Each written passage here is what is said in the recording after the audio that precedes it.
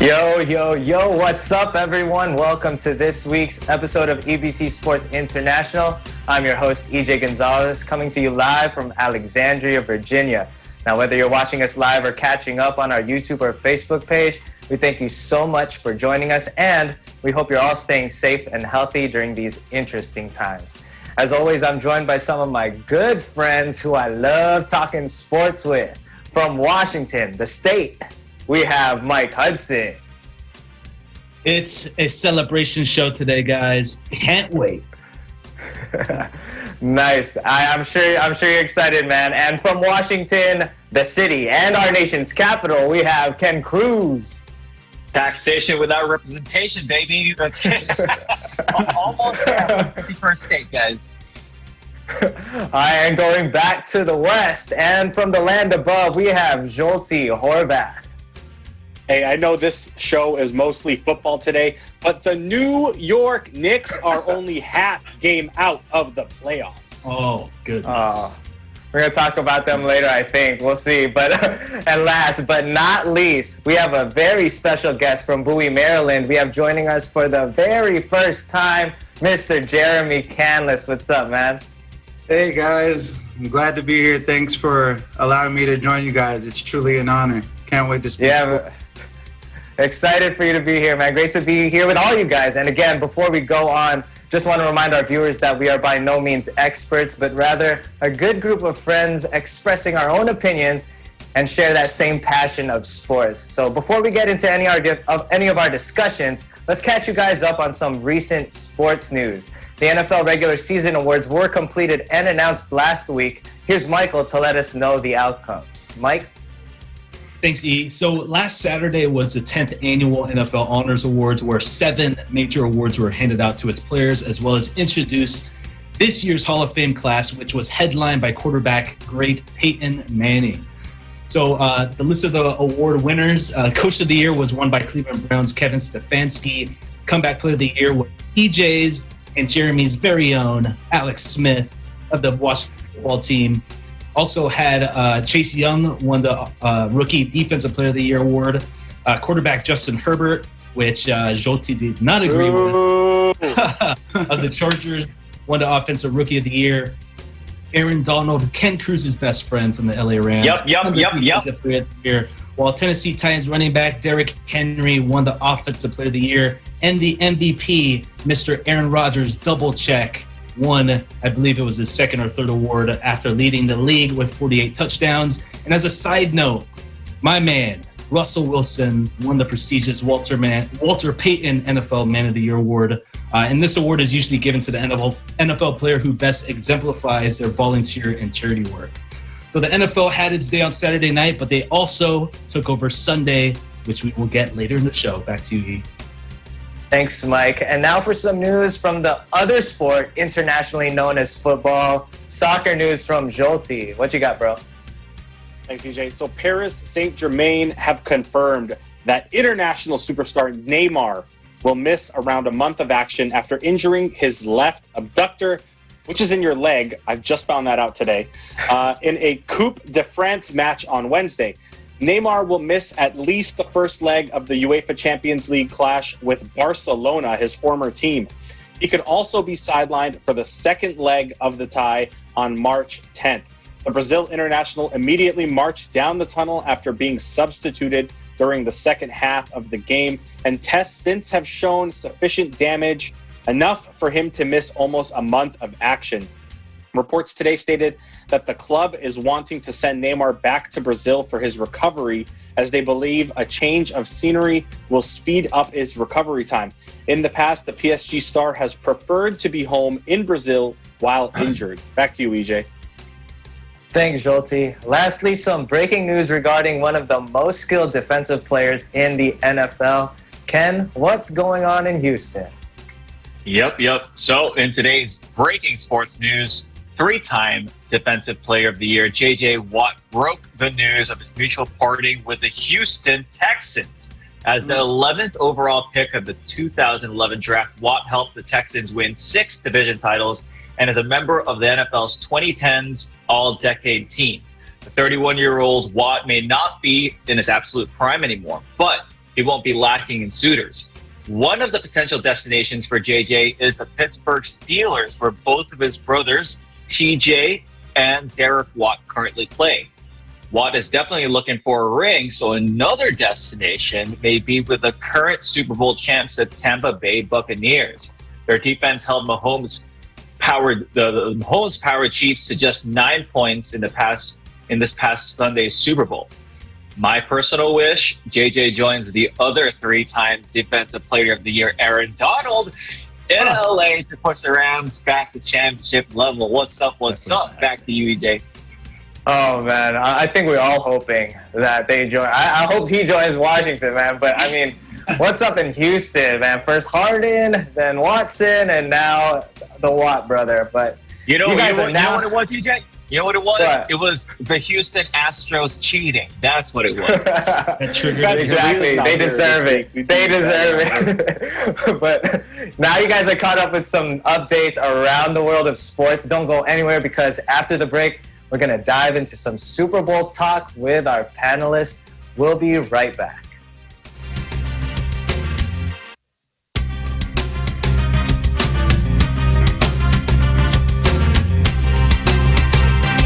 The beauty sector is rich with possibilities that generates millions of pesos. From salons, barbershops, and spa, entrepreneurs out there can pursue opportunities and build a successful business in the demanding and ever-changing business of beauty. We have a young beauty entrepreneur who will share how she is fighting to remain in business in spite of the pandemic. As an entrepreneur, kailangan talaga we have to innovate and hindi tayo dapat magpahuli, not just in terms of marketing and being present in different platforms, but we want our clients to be happy. Ara Jaisal Giao, CEO of Bandara Aesthetics Elite, will be with us in this week's episode of Open for Business. Events happen around us all the time, in our community, in our country, around the world. Events that affect people, move communities, or simply inspire us. Interesting events that people need to know. In these interesting times, we continue to be a competent partner in delivering news about these events. Fast, accurate, balanced, eagle news, because we live in interesting times.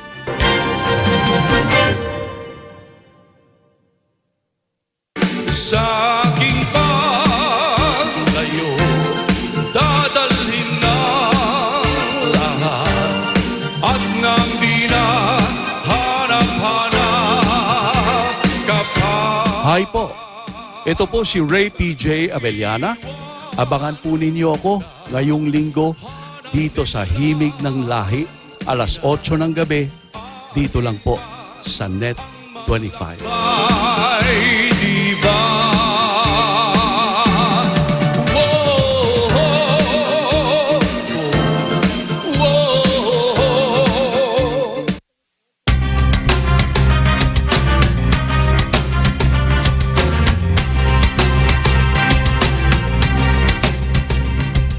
Welcome back to EBC Sports International. I'm your host, EJ Gonzalez. And guys, what a game this past Sunday. I think we'd all agree that we were surprised with how the game progressed. Not necessarily about the outcome, but more so on the fact that the Chiefs, one of the greatest modern-day offensive teams, failed to score a single touchdown.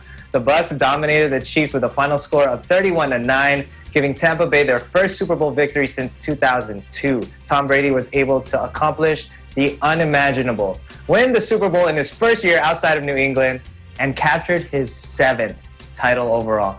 I want to hear your reactions on the big game. Mike, you were the only one last week who predicted that the Bucs would win the Super Bowl. So we'll start with you and give you the chance to gloat.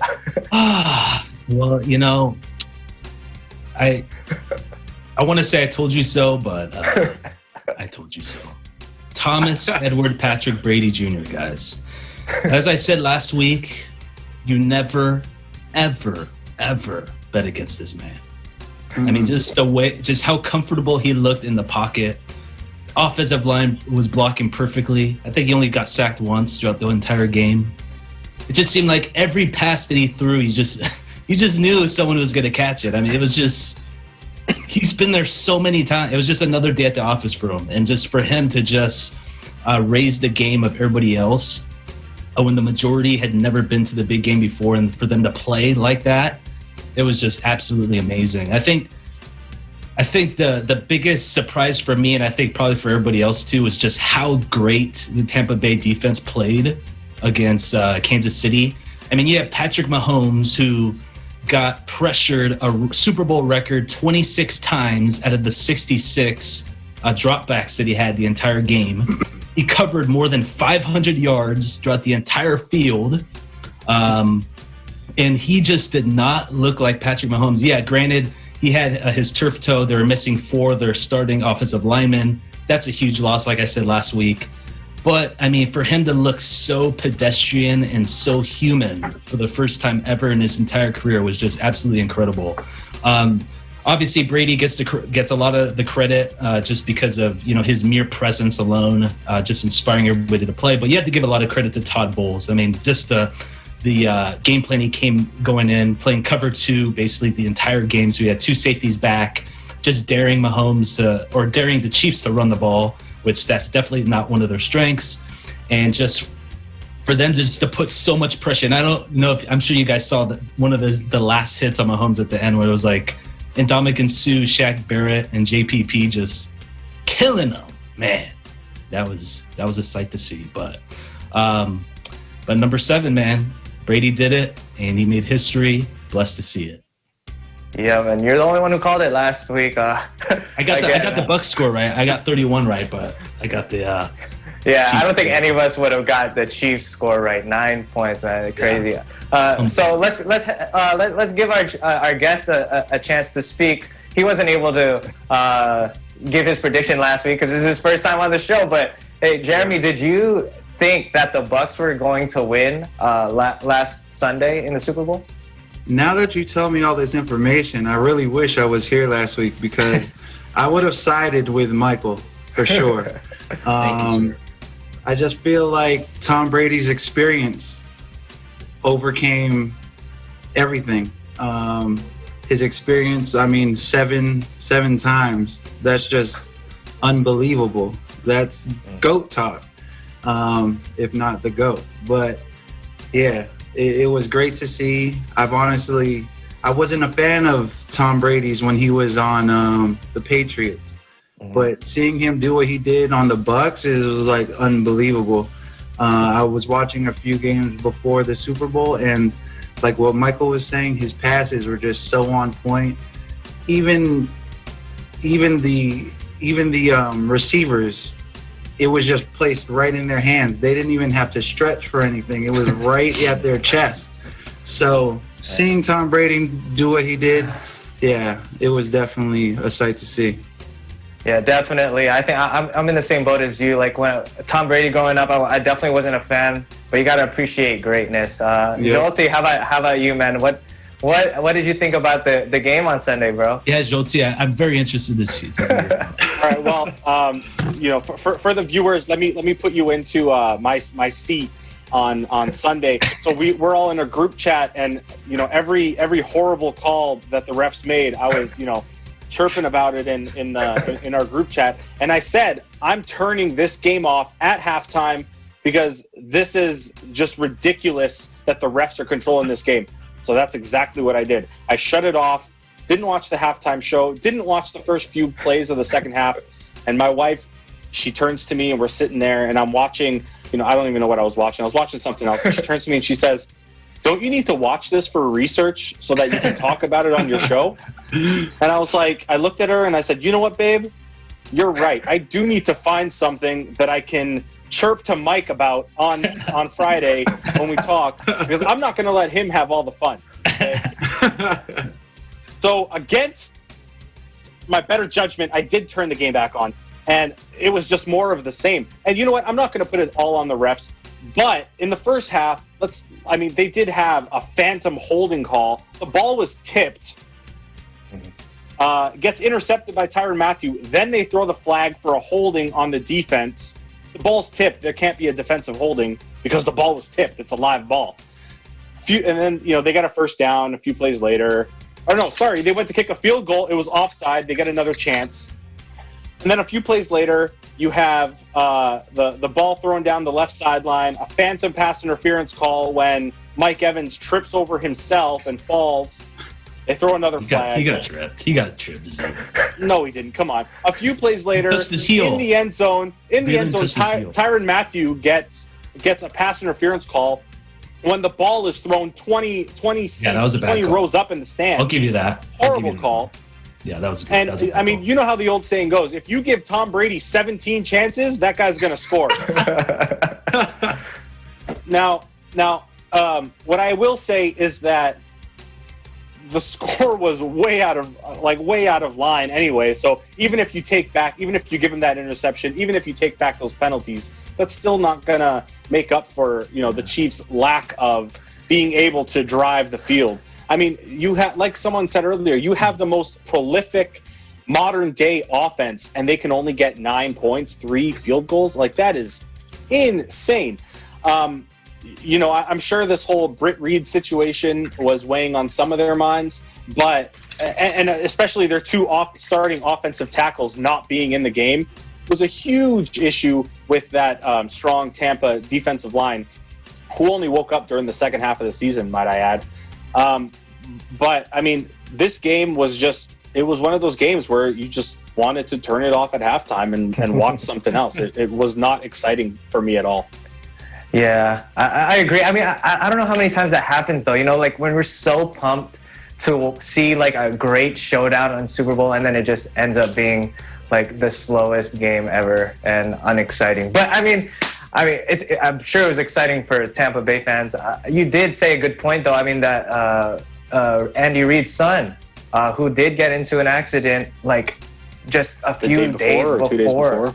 Right, before the game, I'm pretty sure, and in critical condition, his grandson was a 4-year-old in critical condition. I'm pretty sure that had to play some part in his mind, of making up a game plan, but definitely unfortunate. But again, 9 points from a great offensive team was just definitely not something we would have thought. But Ken, how about you? What did you think about the game? Did you watch the entire game?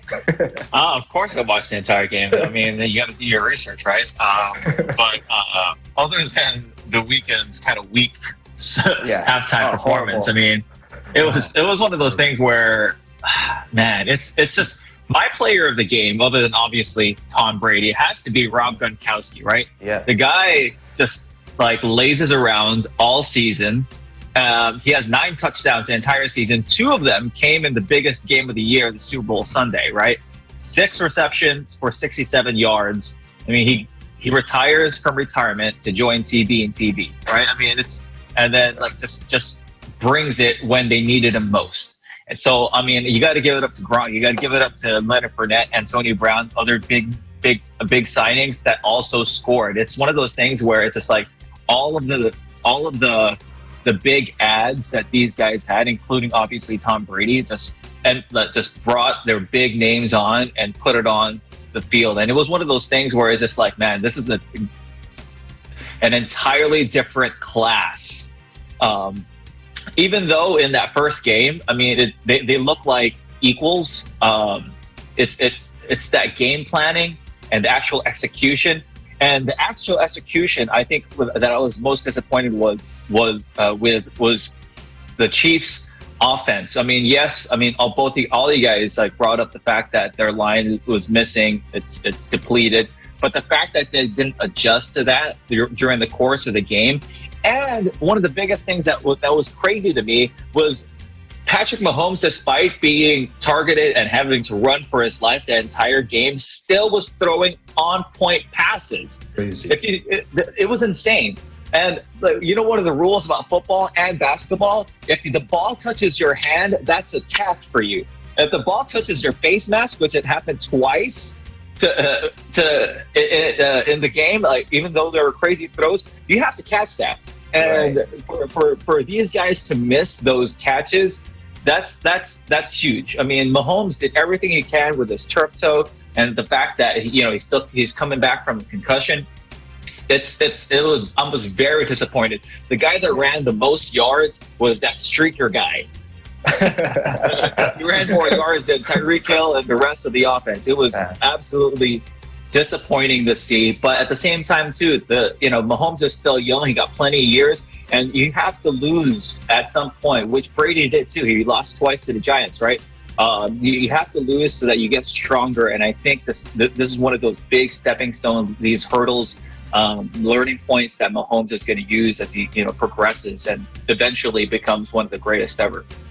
Definitely, fair point. I mean, I don't think it's no debate that Mahomes really put it all out there and give his team a chance. But you got to catch those, man. Your professional receivers got to catch those, especially if it's hitting you on right in between the eyes, man. But sticking with football, we all know how everyone loves to look on to the next season once the Super Bowl is over, especially for us whose teams didn't meet our personal expectations this year. So I'm going to ask you guys, would it be safe to say that Tampa Bay and Kansas City will be the champs again in their conferences and return to the Super Bowl? Ken, what do you think? So, one of the challenges of being a Super Bowl championship team, and actually any championship team, whether it be on, like the Lakers, right? They lost a lot of their key pieces, is that other teams will poach your players and your coaches. So that's one of the big things that we have to look out for. There's a lot of free agents this year, and one of the ones that I'm looking to see if he resigns, because he even said that he wants his money, he wants his bag. Shaq Barrett, that guy who had 4 hits on Mahomes, may not be there this upcoming season, and that's going to be a big loss. And also any of these big names. I mean, is Gronk going to stay unretired? Is Antonio Brown going to stay? Same with Leonard Fournette. I think Fournette's going to try to get money too. So, the big thing is, the Tampa Bay, their owner, they said they're going to keep they're going to do everything to keep the team together. But I mean, if other teams are going to be potentially luring them with bigger bags of money, then I find it hard for these players to be able to stay on this team that will potentially pay them less. My homer take is that the Rams have a great chance by adding Matthew Stafford to the team. I mean, especially pair that with Sean McVay as a coach, and potentially JJ Watt with AD, as I mentioned earlier. Come on, guys. We'll have to see where he goes. No way.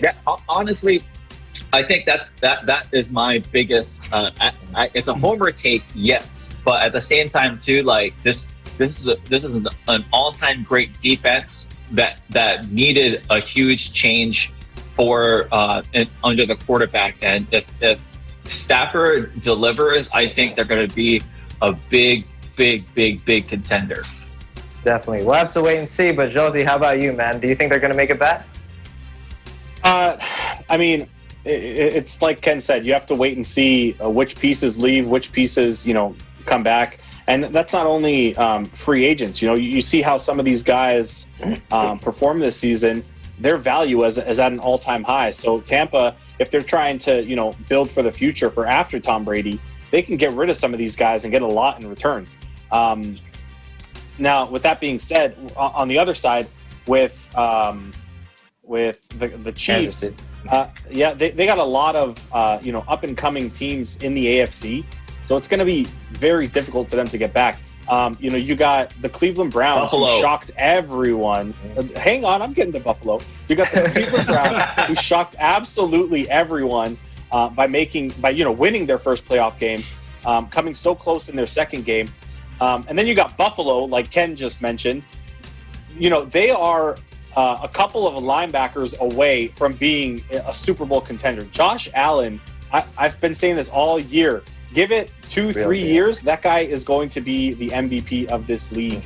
And when you got Stephon Diggs, the best receiver in the league, out at receiver, there's no stopping that offense. Fair points. How about you, Jay? What do you think? Oh man, with Taylor Heineke being signed with the Washington football team. That's what I like to hear. I think the Washington football team might have a chance. We're going to might win 6 games instead of 5 this year. No, but I do think Tampa Bay will be returning. I feel like they'll keep majority of their players, and I do believe they do have a big cap space. So they can sign other free agents and whatnot. But I do think Tampa Bay will be appearing again in the Super Bowl next year. Right. How about you, Mike? Real quick, how about you? Do you think they're going to make it back? I'm probably going to go over, but I'm going to say, what I've heard with the Buccaneers is they're basically going to choose between re-signing Godwin or Shaq Barrett. I think they're going to be leaning towards Shaq Barrett based on his performance in the Super Bowl. And you also have Antonio Brown. Can be a solid number 2. So I have Tampa Bay going back. You're here to hear first. I think they're going to go back-to-back. I mean, just based on their performance, the way they played, Brady's going to get number 8 next year. Mark my words. But, I could agree. Let me write this down. Mike has gone crazy. Dude, my wife was not a believer of Tom Brady until that victory, so I gotta stay on the train, man. Yeah, put it on a sticky note, Jolty. Put it on a sticky note, dude. With Kansas City, I really feel they found the blueprint to beat them. They really need to find a good, solid number 2 receiver besides Tyreek Hill. So that's going to be huge for them. So I had the Bills making it next year. So I have the Bills against Tampa Bay. Brady against the Bills. Fair takes, like everyone. Well, we'll have to wait and see what happens next year. But for now, we have to take a break. And when we return, we'll get into some GOAT talk. We'll be right back. Don't go anywhere.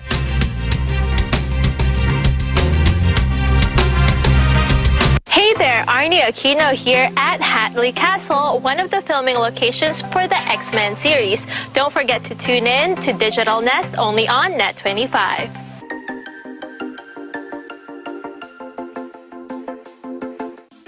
Factual. We have to defeat the virus everywhere. Timely information.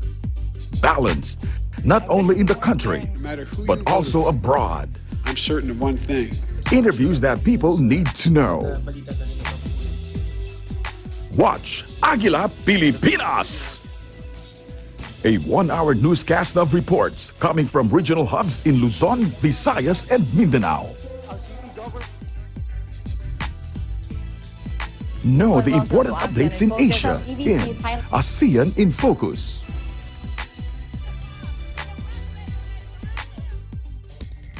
Track the latest stories in the provinces in Aguila Provincia. Tune into Mata ng Aguila, the evening primetime news program of Net25. Balanced and objective, Mata ng Aguila covers national and international issues, tackles news on business, health, science, and technology, entertainment, sports and human interest features, and current events. And Eagle News International delivers the latest global reports, impartial, accessible, and up-to-date. It brings to fore EBC's rich international scope and access to valuable information streams. Well, thank you to Exchange, our health outdoor track. Catch these programs on Net25. You can also watch our news programs through eaglenews.ph and Eagle News Facebook page and YouTube channel.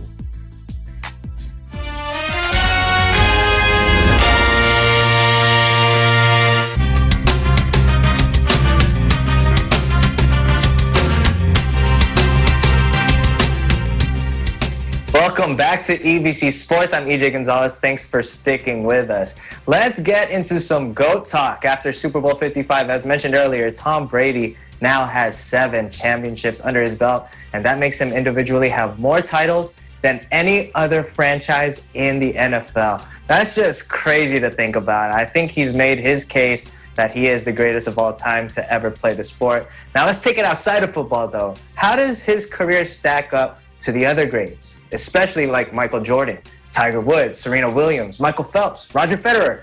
Is he now greater than all of them? Jeremy, I'm going to start with you. What do you think?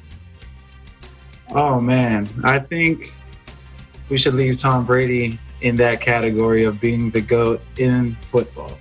Hands down, the greatest of all time in football, just like Michael Jordan in basketball. And I feel like for each sport, there should be that one designated GOAT. Just like all the players that you just mentioned, they're the GOATs, and that's why you mentioned them. So that's how I feel about Tom Brady. He's definitely the GOAT of the NFL. and is continuing to show it, and possibly next year doing the same thing, continuing his legacy and possibly winning an 8th ring. So for me, Tom Brady is the GOAT, and for sure for NFL. Jay, I thought you were going to say Gilbert Arenas for basketball. Hey, that's what I was saying. Does he win? Well, say they're all in the same room, right? I mean, all these guys see each other face to face. Who's the most impressive to you personally? I would say Michael Jordan. I mean, I'm just a basketball guy, so I would say Michael Jordan. He's the GOAT for me over all sports because that's my favorite. Because basketball is my favorite sport. But I mean, that's why I like to say, keep them in their designated sport. And that's no fun. That's no fun. Jonesy, how about you? Let's. You can't be politically correct on the show, bro. Right. Jonesy, how about you, man? EJ, I thought we were friends. I thought you knew me. Like, I am so offended by this question. How is LeBron James not on this list? I'm with Zolty. All GOATs. 4 of 10, bro. 4 of 10 titles. Hey, exactly. Make your point. 4 of 10. He still got there 10 times. And you know what? He's going to win again this year. He's probably going to win again next year. Hey, let's go. I'm with Zolty on this. Last year didn't count, dude. Bubble championships don't count. Okay, then this year doesn't count for Tom Brady because good, fair point. They didn't play in a bubble. They traveled. It doesn't matter. Yeah, but most of the games had no fans, so there's no crowd. They traveled though. There's no home field advantage. The only home field advantage this year for the Tampa Bay Bucks was the Super Bowl. So this year should not count because the Kansas City Chiefs got cheated out of having home field advantage. It's not the Lakers' fault. It's not the Lakers' fault. It was the bubble. Exactly. Whoa, it's not LeBron. I know.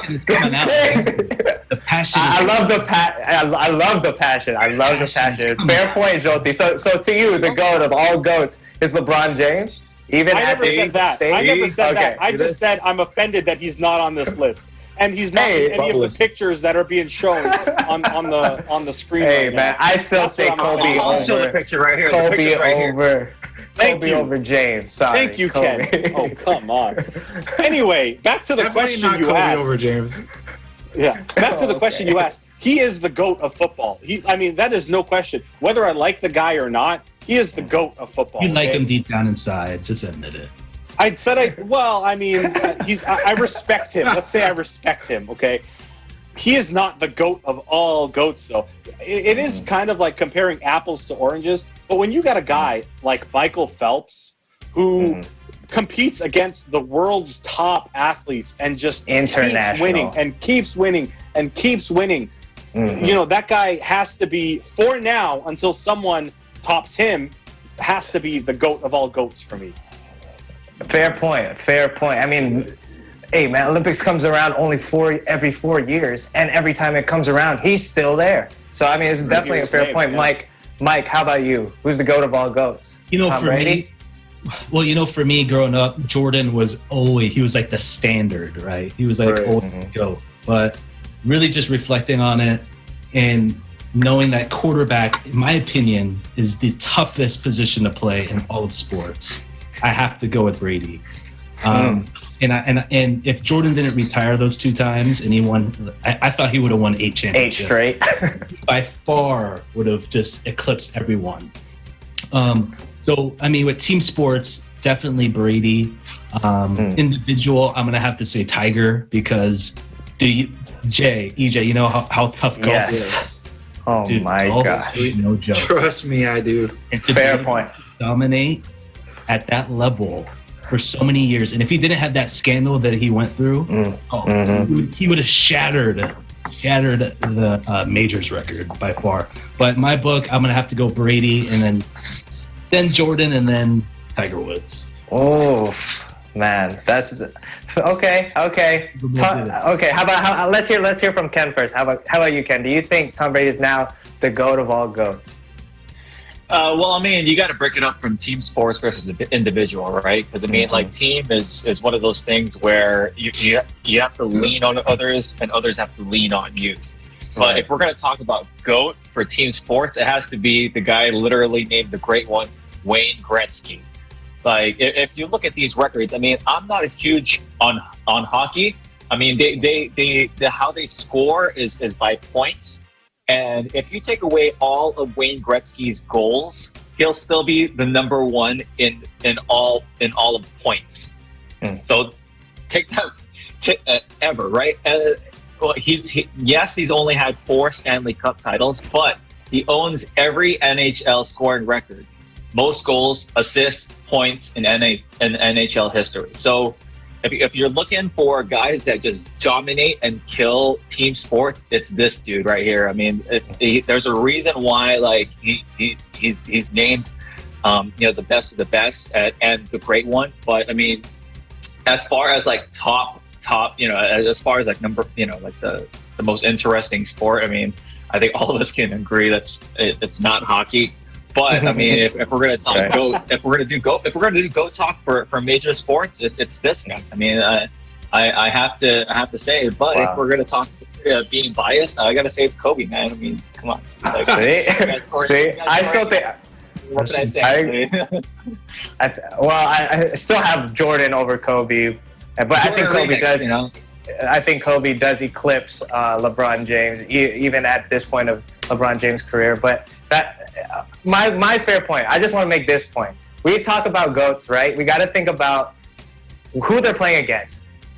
Football, as much as Tom Brady is great, is literally just an American sport. I don't see a lot of people playing that internationally. Basketball is an international sport, so that automatically catapults Jordan to me over Tom Brady. But even more international is tennis, and Serena Williams has dominated, even till this day is still dominating.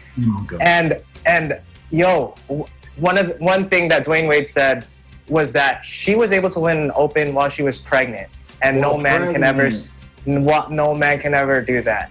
And I have to totally agree. She's dominated every single year, and even up till this point, she's still one of the best competitors out there. So I think there is a case for Serena to be the GOAT of all GOATs, even over Michael Jordan. But great point to everyone. Now, football is the theme of our show this week, though, and there was news that surfaced recently with Mike's favorite quarterback, Russell Wilson of the Seattle Seahawks, opening up about his frustrations in Seattle. He said that he is getting tired of getting hit too much, calling out the lack of protection that he has. Over a 9-year career, he's been sacked 394 times in 144 regular season. That's enough to statistically make him the most sacked quarterback over a 9-season span. He said, that's got to be fixed at the end of the day because I want to play another 10 to 15 years. So I got to start with the captain of the Seahawks fan club, Mike. What do you think about this? Is this news? I need a minute, guys. That's good. I mean, a part of me is like, dude, Russell, come on. Ever since you first put a foot on the field, you've been running for your life since year one. So it's I mean, it's a normal occurrence. We won a Super Bowl. We went to another Super Bowl playing that way. Another part of me is like, Sierra, what are you doing? I don't know what you're whispering in his ear, but you need to stop. And another part of me is like, it kind of has that, almost like that Brady jealousy effect in that, no, he's not jealous of Brady, but like just his power almost of being able to add pieces and have so much say in creating a team and the success that he had in winning a Super Bowl.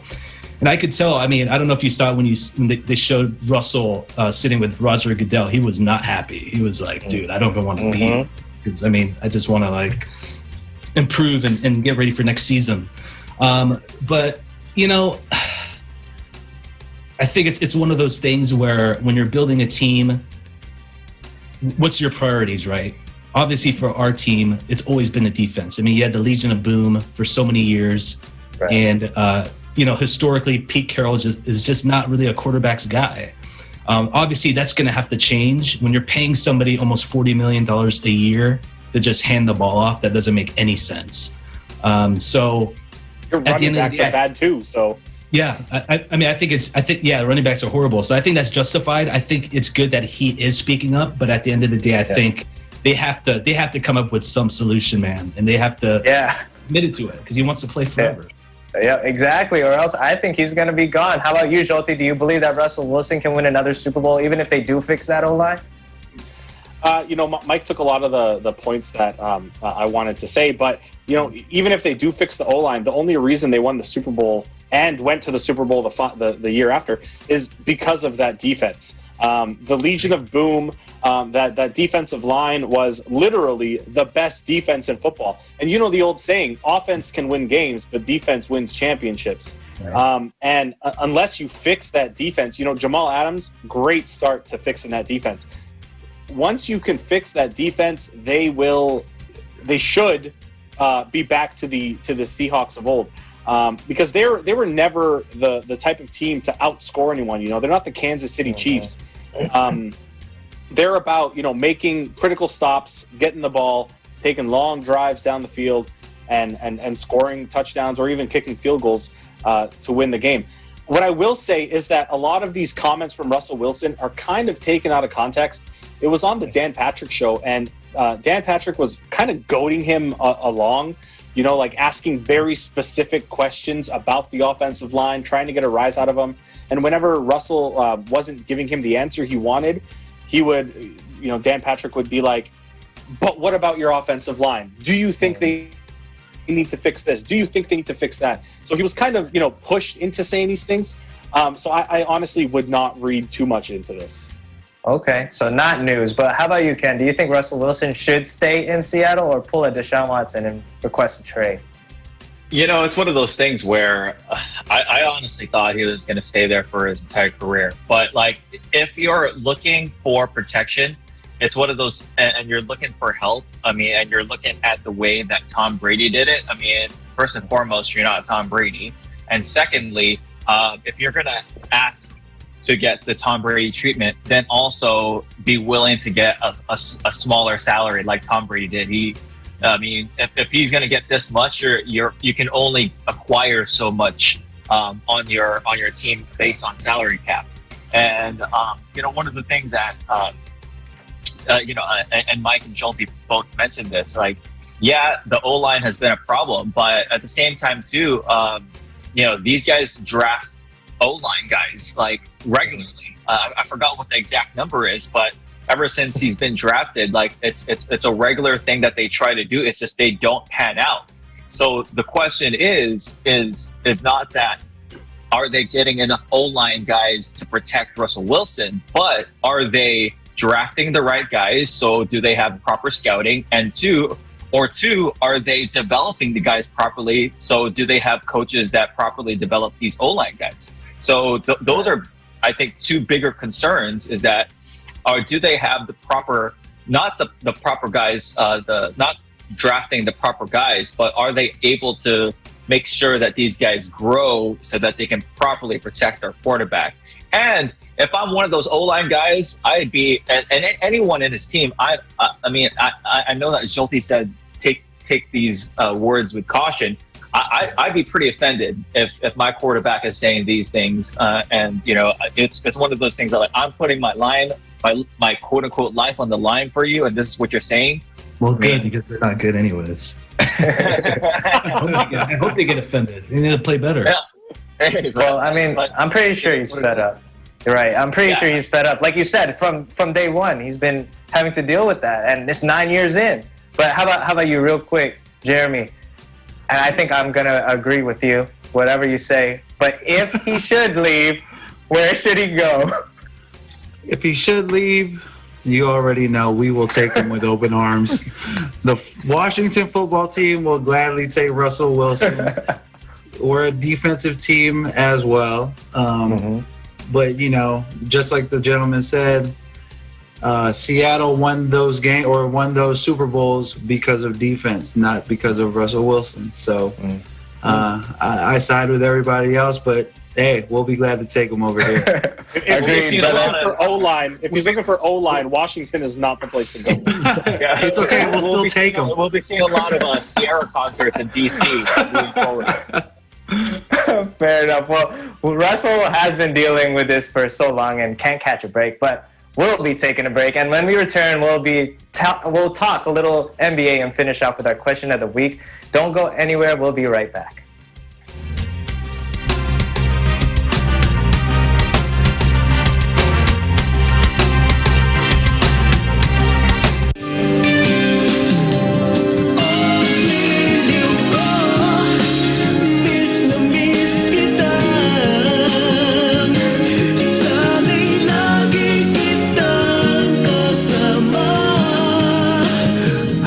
po si Aljo Rabenic. Iniimbitahan ko po kayo na abangan ako ngayong linggo sa Himig ng Lahi. Alas 8 po yan ng gabi. Walang iba kundi sa Net 25.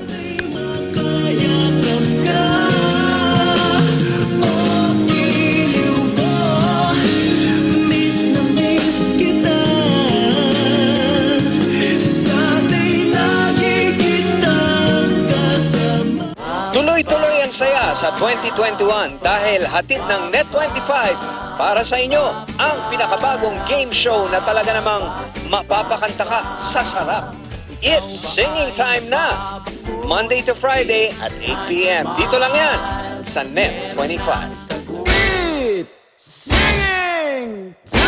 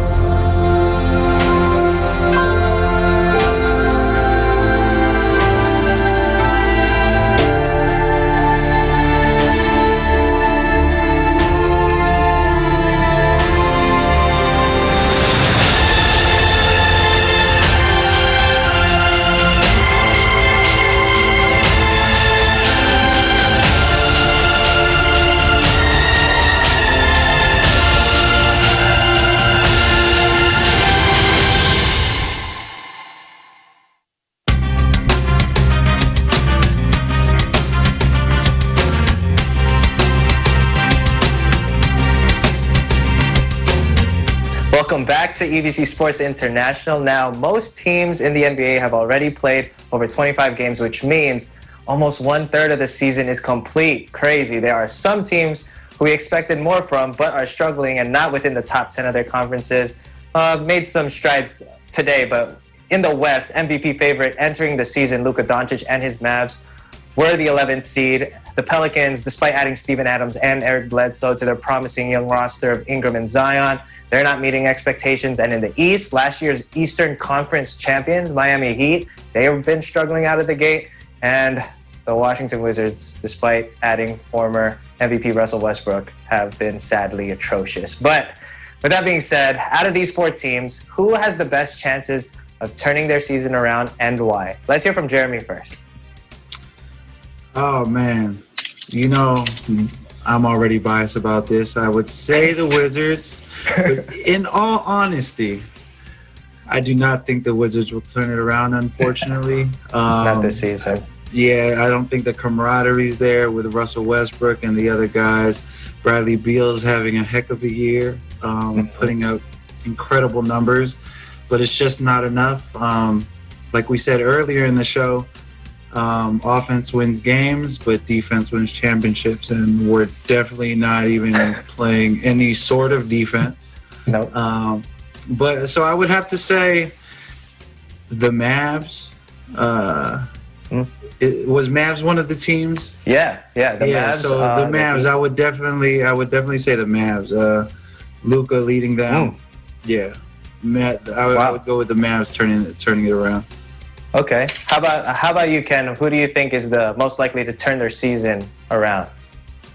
Well, I was going to mention the Mavs, especially because KP Kristaps Porzingis is back, and him and Luka tonight against the Pelicans combined for 82 points, absolutely insane.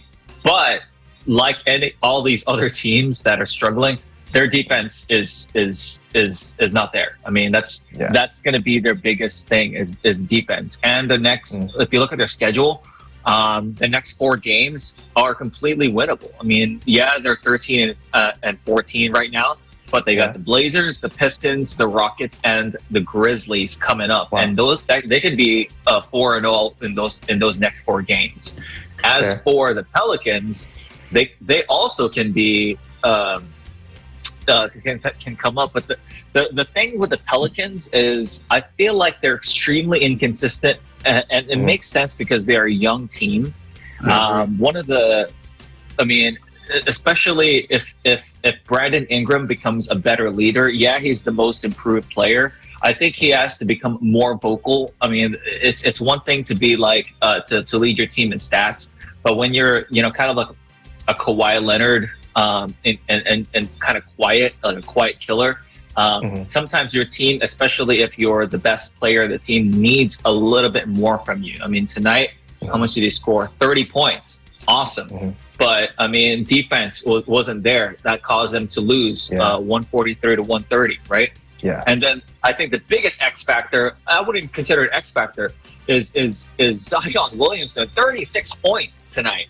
That dude's an absolute, he's absolutely insane, but he got no defense too. And so I think, in order for any of these like struggling teams to make it to the playoffs, defense is the number one thing that they all need to pick up.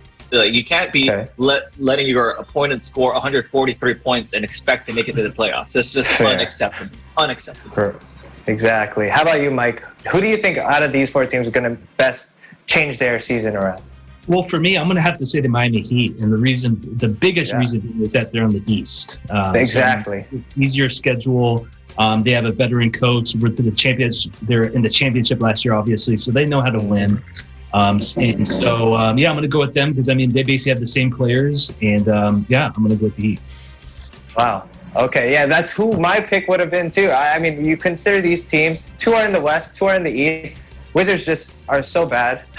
So I think Miami Heat has the best chance because, again, you guys said defense wins championships. Jimmy Butler is not a bad defender. Neither is Bam Adebayo. So I think the Heat, if you were to ask me. But how about you, Jolty? Who do you think out of these 4 teams are the best to make it out or turn their season around? All right, so we're talking about turning their season around and not winning a championship, okay? Right, exactly. We're trying to make it at least into the playoffs. So that whole term of offense wins games, defense wins championships doesn't apply here because I'm going to tell you, if I'm in the West and it's coming down to a late playoff run and I have to play against the Dallas Mavs, it's over. Like, I don't want to play them. These guys, they don't need to play defense. They proved it tonight. They outscored the Pelicans. What was it? It was 143 to 130. Yeah, 130. Yeah, the Pelicans scored 130, but these guys put 143 on the Pelicans. You don't need to play defense to win. That's what the Nets are trying to do, and that's not happening for them neither. But that's the Nets. I'm talking about the West. Look. I mean, Kristaps Porzingis can't guard, a stick. I mean, the guy. It's especially if, yes, tonight they combined for 82, but like the rest of the season, they're not going to hit all their shots. And these guys take some crazy shots. Luka takes some crazy shots, and up until recently, he's been off. And Kristaps Porzingis, I don't even know how long he's going to be on the court. He is always a question. Injury-prone dude, and so I think if they have to lean on something, it has to be defense. But at the same time, too, I get what you're saying, Jolty. I mean, if you're just but at the same time, too, they're not they're not Brooklyn. Brooklyn can say right, exactly. I don't think you can compare to Brooklyn. They're just going to turn the switch on. Right. Yeah. But if you think about the stat that you said, Ken, about how they scored 82 tonight, let's put this into perspective. The Wizards scored 91 in the entire game, and those 2 players scored 82. So you just need one person, or you just need the rest of the team to score 10 points to win the game. Bradley Beal didn't play tonight. Bradley Beal didn't play tonight. The Wizards without either Westbrook or Bradley Beal are a JV team. I'm sorry. Yeah, I mean, 75 is about average without those 2. It's true. Unfortunately true, but fair points, guys. Fair points. I still say I'm going to have to stick with Miami. Again, they were the Eastern champions last year. Jimmy Butler is catching fire. He's been out for a little bit, and now they're starting to rack up their wins. So my vote is Miami Heat. But before we end it, we have to finish off with our question of the week. And here it is. The swish of a basketball net, the thump of a tackle, the ping of a golf ball, the crack of a baseball bat. The list goes on, but what's the most satisfying sound in sports to you, Ken? Well, I mean, for me, I haven't been hooping lately, but I've been playing a lot of volleyball. So I guess an open, no block, spike straight down the floor. That's like I don't know how to make it sound, but it sounds like that in my head. Fair. Mike, how about you? It has to be like when you're waiting in the tunnel, getting ready to run out, and then the crowd is like cheering like when you went out. Like what reminded me is Jeremy. Remember when he played in the Philippines at the arena? Oh yeah. Nothing beats Unbelievable experience. Yes, the sound of fans. How about you, Jolty? Listen, I'm a defensive football guy. So when you got a running back or even the quarterback running up the hole and you just smack them, it is the best. Not only the best feeling in the world, but just to hear it and you be a part of it, it just is exhilarating. Is the word I'm looking for. But that's you getting smacked, though, right? right. Jeremy, how about you? I must say, I'm a basketball fan, and I would say the net as well, like Ken, but I would say the sound of all the pins going down on a nice strike. Oh, that is a great sound to me. Yeah, that's a good sound. Yeah, for me, I would choose basketball too, but I make too many switches, so I hear it all the time. So I'm gonna have to go with hitting the ping of a golf ball because that's hard to be consistent. But that's all the time we have for this week's edition of EBC Sports International. On behalf of everyone on our panel, thank you so much for joining us. And be sure to tune in again next week. Make sure to visit our websites at eaglenews.net and eaglenewslive.com. Like us on Facebook and follow us on Twitter at EagleNewsPH to join the conversation. From Alexandria, I'm EJ Gonzalez. We live in interesting times.